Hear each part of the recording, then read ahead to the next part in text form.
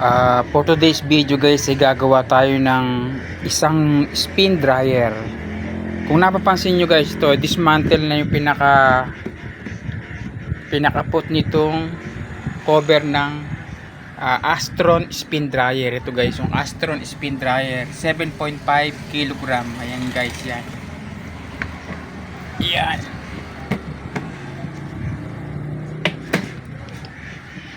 I-assemble ko guys ito. Yan, ito yung tinatawag nating spin motor.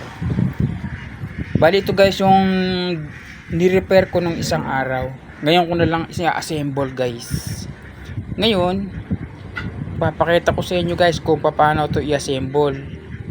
So, watch na lang guys. Okay? At makita nyo guys kung paano i-assemble itong ito guys yung tinatawag na suspension nito ng tinatawag nating spin motor. Yan. Okay, ikakabit ko na to siya guys.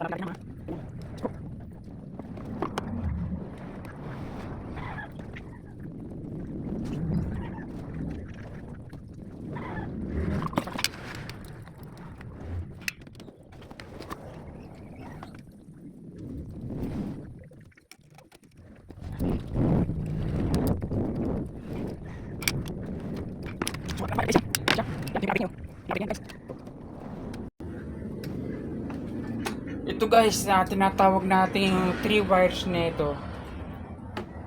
Ito yung kanyang common.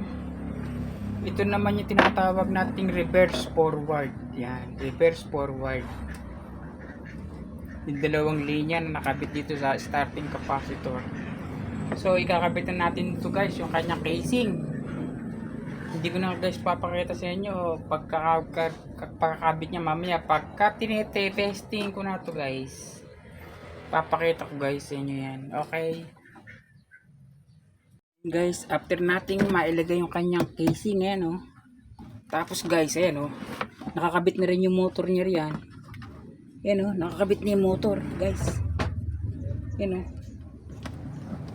kung mapansin nyo guys dyan, ayan o, nakakabit na yung motor. Ayan o guys. So iwa-wiring na natin siya. Kakabit na natin guys yung wiring. Ayan, papakita ko sa inyo guys. Ito guys yung line 1 tsaka line 2. Ngayon ito guys na tinatawag natin common nito sa line 1, ilalagay natin dito sa kulay blue. Ayan o, blue sa blue guys. Ayan o, blue sa blue guys.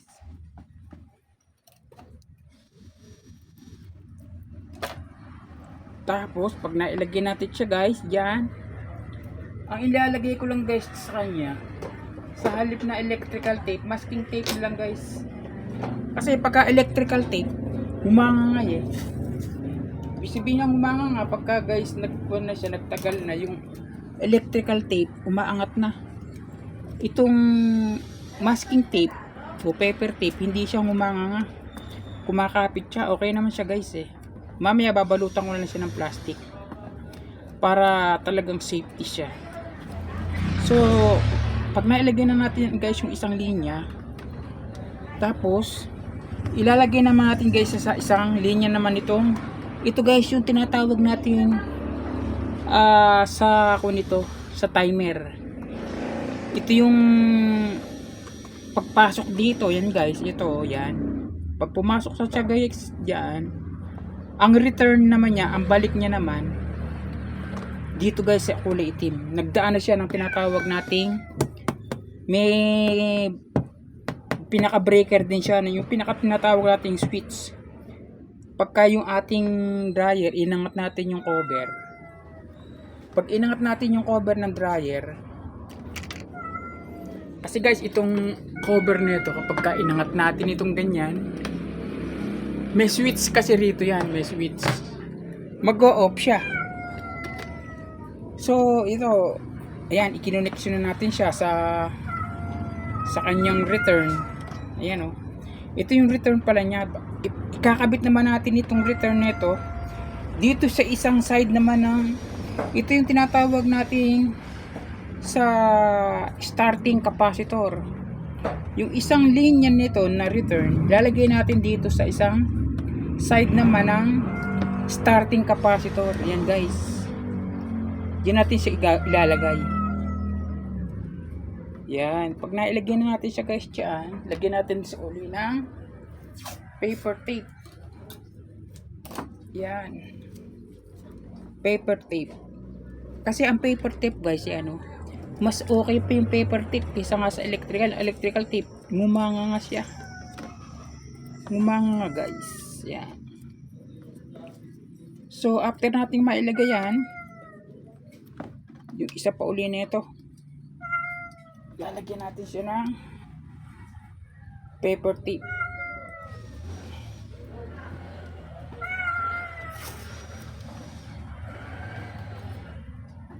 Paper tape. Yan. Mamaya pag na-connection ko na siya guys, saka natin siya itetest kung okay ba yung ating wiring na ginawa guys. Yan.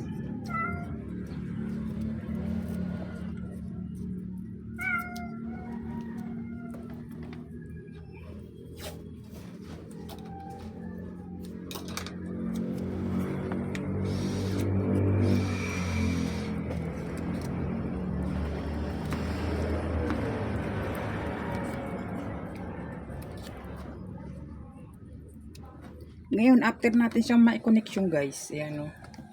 After natin siyang ma-connection, iayos lang natin yung ating wiring, ayan. Para hindi siya kalat-kalat guys, ayan o, yung wiring natin, iayos natin, ayan. Lagyan uli natin ng paper tape, ayan. Guys. Lagyan natin ng paper tape.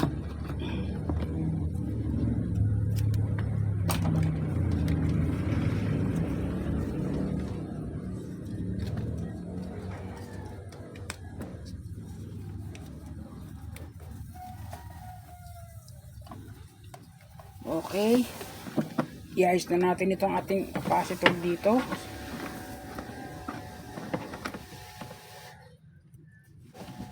Yan. After natin mailagay guys, yan dyan, pwede na natin siyang testingin guys. Pwede na natin siyang testingin.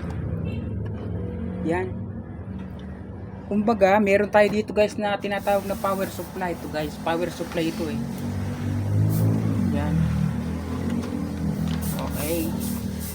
Meron tayo ditong out cord. Ayan, no? Sasaksak na natin siya guys dito. Yan.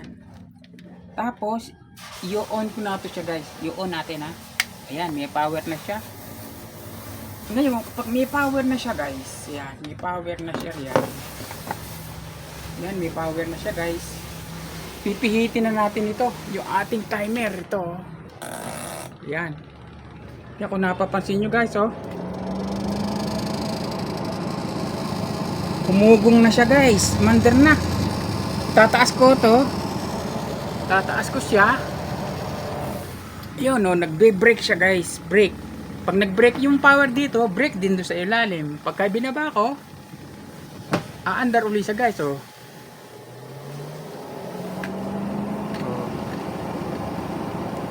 Pansinin nyo guys, ayan oh.